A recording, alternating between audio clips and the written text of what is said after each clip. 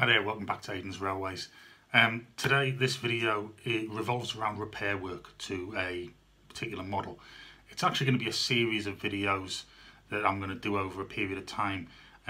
You'll know my love for the Longmoor and the locomotives there, and in a previous video you'll have also seen me fitting etched nameplates to at least two of those locos, one of which I'd renumbered. I have got quite a quantity of these locomotives, and of course the numbers and names and things like that duplicate, so the rest of the locomotives and any more J94s that I get a hold of will in fact be getting their nameplates changed or fitted, and they'll also be getting renumbered.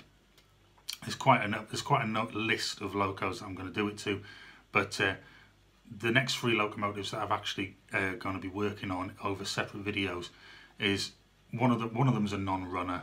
I know what the problem is, but we're going to fix that, and I'm going to do that video today. There's another one that's got quite significant damage to it, and I'm going to see if I can salvage it. If I can, that'll be a good video as well, so it proves that not everything's just totally broken when you purchase something like that. And then we'll go into renumbering in another video and visiting which locomotives I'm going to be doing. And also eventually down the line I'll be DCCing them, and one of the ones I've recently got a hold of is actually already DCC'd, so that's a job I don't have to do on that one. So we're going to work on one locomotive today, and that is it's a non-runner, so we're going to see if we can get that up and running again and just see how easy it is to do that. First of all, we've got this one. Don't worry, the chimney and the weight are actually here. This is I've already started disassembling this one to have a look and see exactly what the outcome was going to be. In this case, this one, I've had a look at the motor and it's shot, and it needs a new motor completely. This isn't a problem. Good old Peter's Spares as usual. I've been in touch with them, and I have actually got two of them here of the X8259 motors. So for this one, as far as I'm aware, really what it needs to get it running again is going to be replacement of the motor. Looking at the wheels, they're not too bad, but probably a bit of a wheel clean as well. This one will be getting renamed, and it will be getting renumbered. Already started on the removal of that one, the number, but that one, as far as I'm aware, that one's going to need a new motor. I'll be back in a moment. I'll take the shell off. For those of you who want to know how to take the shell off, there's just two screws at the back here. You take the chimney screw out, which I've already done, and then you just lift it. It will just come off, and I'll show you in a moment. The actual tank and the cab will separate, so we'll come back in a moment when I've took it apart, and then we'll have a look at this motor.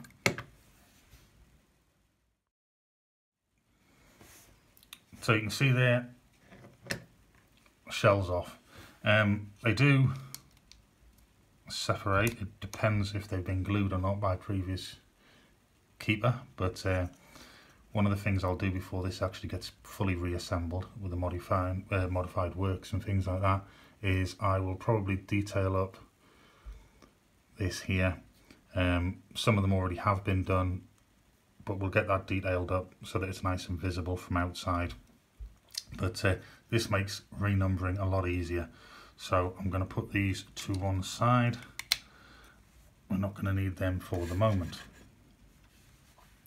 Now I'll point out that this weight would normally be located here. Very simple. It's just undo that screw, undo that screw.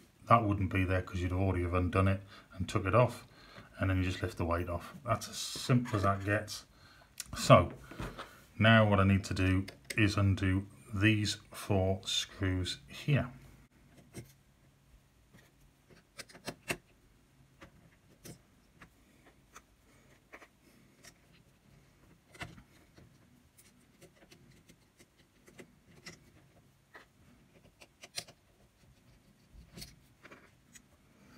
There we go, screws removed. So a little bit of persuasion, there we can go. See that plate comes off, and it's just there to hold the drive in place and motor.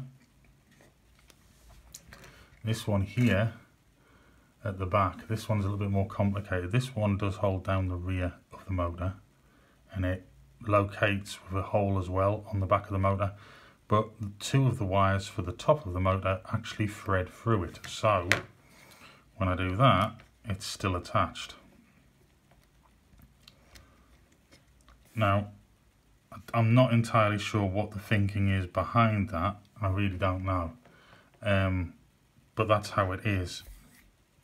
You'll note, I hope, I'll be able to see, it is full of gooed up grease. So I need to try and remove a bit of that, and it will need lubricating once this motor's changed, so, but we'll get to that.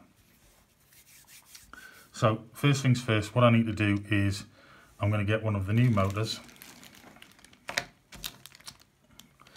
I am going to place a wire onto each end of the motor, a bit longer, and then I'm going to remove these wires. Now for me it's going to be reasonably important that I get these the right way around. There are two attached to both terminal,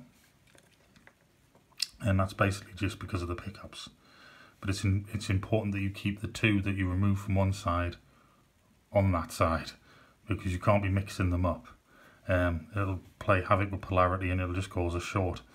So what I want to try and do is also locate the wires in the position they were in when I put them back. What I might not do though, however, is leave that wire going through this part of the clamp. There doesn't appear to be an exceptionally good reason why it needs to be there, but we'll see. So I've got the soldering out of the temperature, I've got my solder, I've cut two small wires and I've stripped the ends. I'm just going to tin them both now.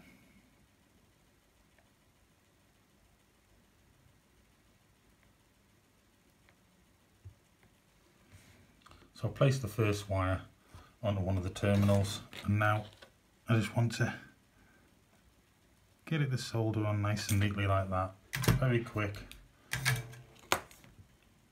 and that should be it. I'm going to do the same now with the second one.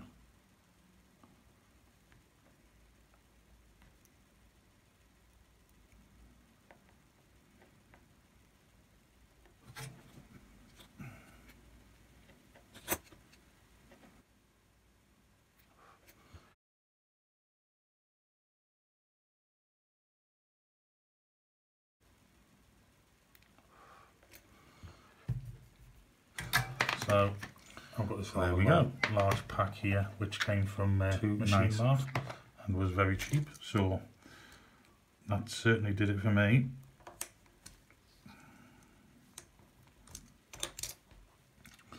So I'll just drop that down onto the end there, just give it some heat off the iron.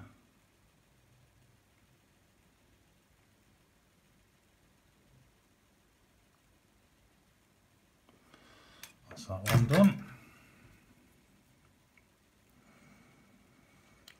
And the same with the other side.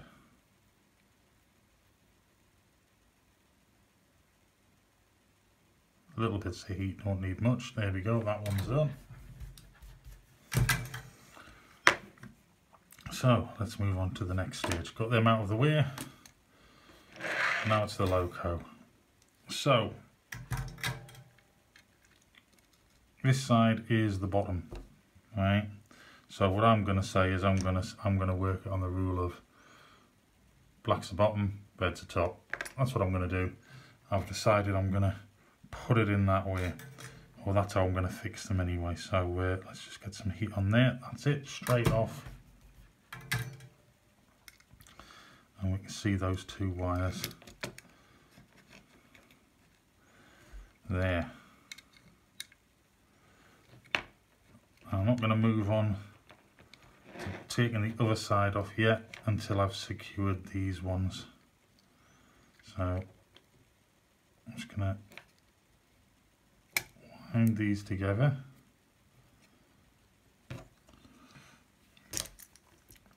in preparation for fixing it, I'm now going to run the shrink tube down, ready for what comes next. So that was my bottom one. Basically I want to fix these together. So tin the iron and then bring them together.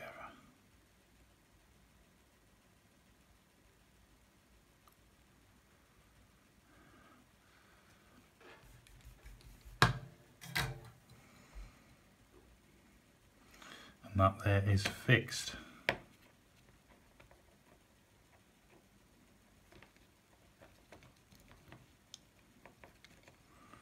And if I bring that shrink tube straight over the top, this will also help it keep it together.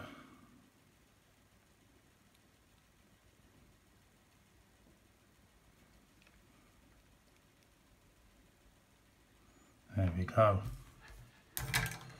That's one side done. So now I just need to take this side off, just tin the iron a bit. There we go. That's our defunct motor. I don't know whether you're going to be able to hear this, but the only way I can describe it is I will stop it every time it grates. So it's locked there, locked there, locked there, locked, locked, locked. Absolutely wrecked. Totally defunct motor, so we don't need that anymore anyway.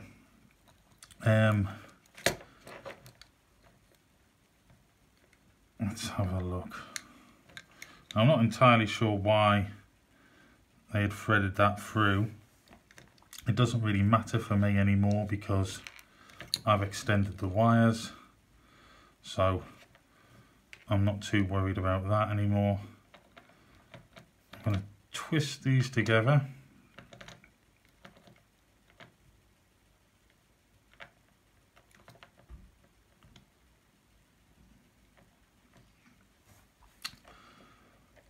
And I've already tinned this wire, so almost forgot, in preparation I'm going to get that over there. All I need to do now, tin the iron and bring them all together.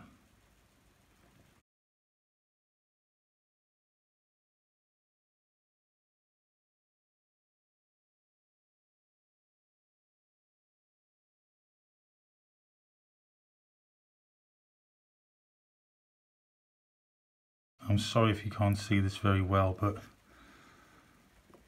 limited light unfortunately, and obviously my hands are getting in the way, but it's the only way I can do it. This isn't a how-to, it's just a how I'm doing it. If it helps you, that's brilliant. Now before I go any further, what I want to do is I'm just going to get one of my pieces of track, and you can see if I didn't use the motor in the other one, it will freewheel along. What I want to do is just see if that motor is working after soldering it in place.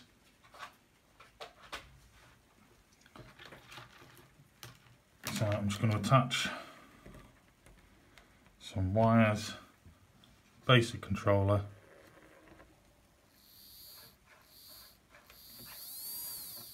and that is working wonderfully. There we go. So I know that new motor works. Next stage is I just need to quickly get in there with some cotton buds, just get some of the grime out, and then obviously I'm going to lubricate it up.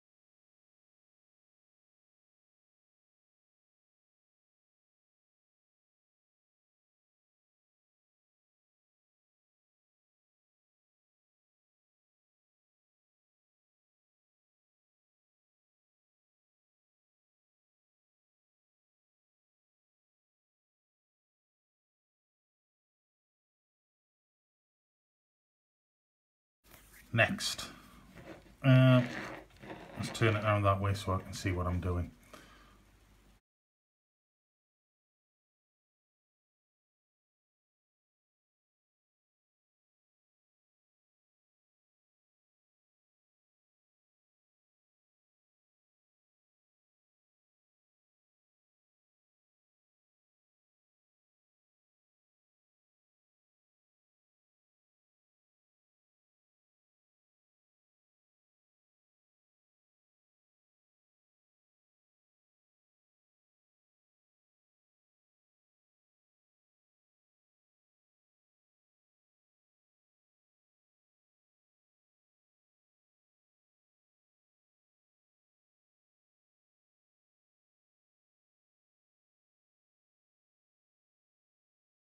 Right, so instead of having the wire going through this time, it's on the top. So I've put this clamp back in place. It's located with the motor at the back.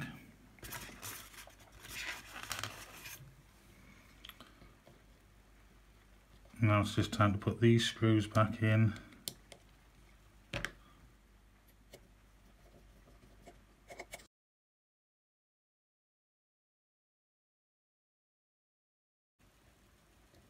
And bring them all together.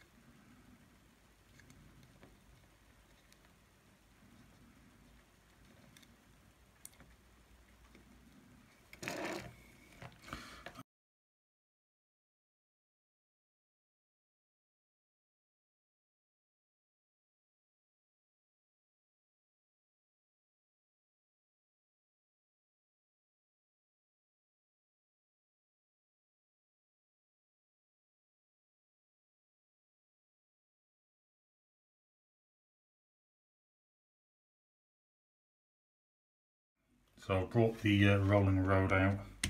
Haven't used it for a while. It actually does need a service itself.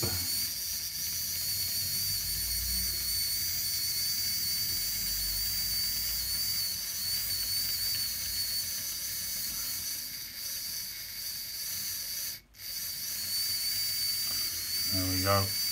It's juddering around a bit because obviously there's no weight in it or anything like that. But basically I'll need to run this in, new motor and everything. So when I've done that, I'll come back.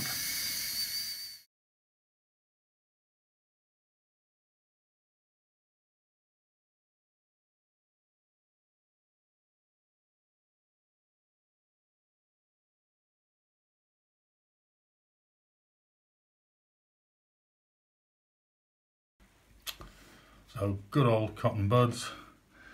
I've just dipped them in some IPAs, alcohol solution, just a little bit, not a lot, because I don't want to douse everything in it. And you can see how manky that is. It's really the grimy stuff I want out, because it'll stop in even if I put in oil, and it won't do it any good. So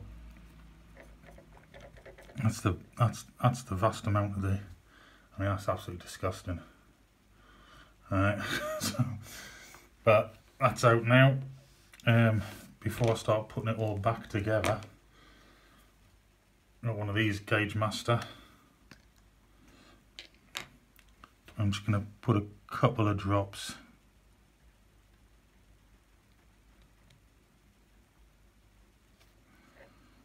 under the gears there, and then when the motor's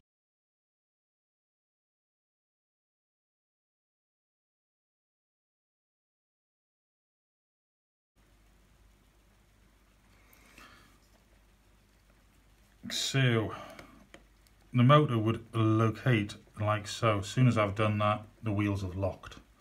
just by putting that in place there. So what I'm going to do is I'm just going to drop the front plate back in.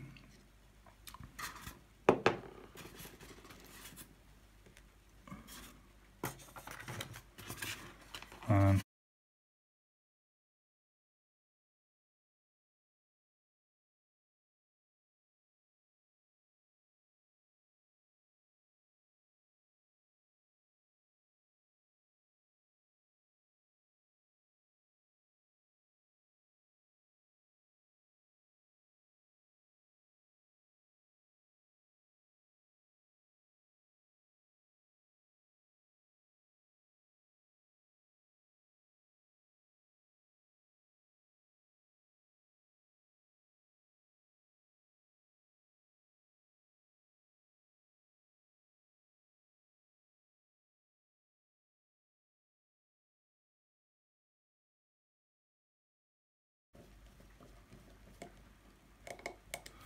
that one's in place.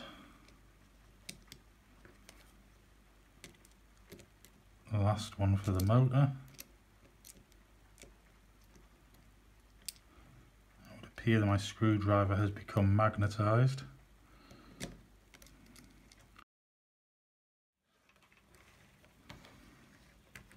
So that is the body fully reassembled. So that's the motor in. That is, the wires are happy where they are. Plenty of room for them. They're not fouling on anything. It's been run in. New motor in, test track back over again. Everything, just so to all intents and purposes. Place it on the rails. If I was that way inclined, I could sell it now, but I'm not going to. And it works. I want to modify this one. I haven't stuttery. I have got a list of the logos that I'm going to do. In fact, I haven't got it with me, but those nameplates will be going, and that number will be going. You can see I've already started work on removing the number on that side. It is going to need running in. It's quite easy, but I will do a video on that. This will be waiting for modifications.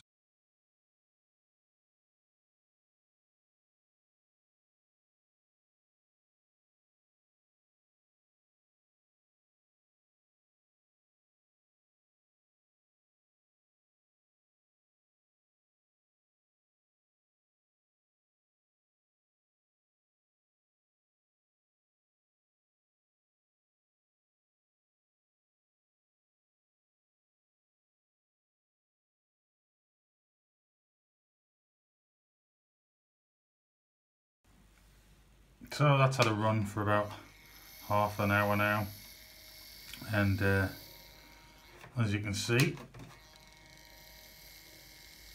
it's running perfectly happily now.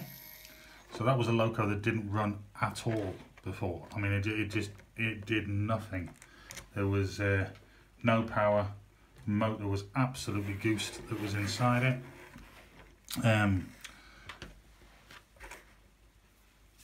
I will reassemble it for the moment, and that's purely because of the fact that the transfers for renumbering haven't arrived yet.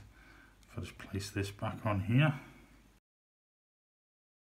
I was just checking there, I wasn't too sure. There is actually lots of clearance for the wires. I thought I might have messed up there, but I haven't. And there's actually a huge amount of room in the front there for a DCC chip. So that's brilliant. Just put these screws back in. I'm actually really quite glad that I put the shrink tube on those terminals for the motor now, because it would appear it's... In the meantime, thank you for watching. Definitely I hope this has helped you. If not, I hope you enjoyed just watching it. Do get in touch. And yeah, if you've got any questions there, and just check everything's fine. Put them in the comments bar, and I'll try and get back to you as quick as I can. Bye for now. And everything's fine, brilliant. So no, that works. Putting the loco back together.